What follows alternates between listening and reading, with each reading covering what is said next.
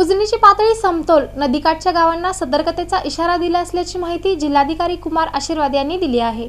भीमा खोऱ्यात पडत असलेल्या मुसळधार पावसामुळे उजनीत मोठा विसर्ग येत आहे। पाणी पातळी समतोल राखण्यासाठी उजनीतून शुक्रवार दिनांक 20 रोजीपासून भीमा नदीच्या पात्रात पाणी सोडण्यास सुरुवात झाली आहे। दरम्यान नदीकाठच्या लोकांना सतर्कतेचा इशारा दिला आहे। जिल्हाधिकारी कुमार आशीर्वाद पंढरपूर दौऱ्यावर होते, त्यावेळी त्यांनी माहिती जाणून घेतली। चंद्रभागा नदीपात्रात पाणी पातळीबाबतची माहिती फलक लावावेत अशा सूचना दिल्या। उजनीत येणाऱ्या विसर्गामुळे उजनीची पाणी पातळी दिवसेंदिवस वाढत आहे। पाणी सोडण्याचे योग्य नियोजन करावे। उजनी धरणात मिसळणाऱ्या दौंड विसर्गात लक्षणीय वाढ झाली असून उजनी धरणाची पाणी पातळी स्थिर ठेवण्यासाठी धरणाच्या 16 दरवाजातून 15,000 क्युसेक विसर्ग सायंकाळी 5 वाजता भीमा नदीत सोडण्यात आला। वीज निर्मिती केंद्रातून दुपारी 3 वाजता 1,600 असा 16,600 क्युसेक विसर्ग भीमा नदीत सुरू आहे। गेल्या 24 तासात 4 TMCने पाणीसाठा वाढला आहे।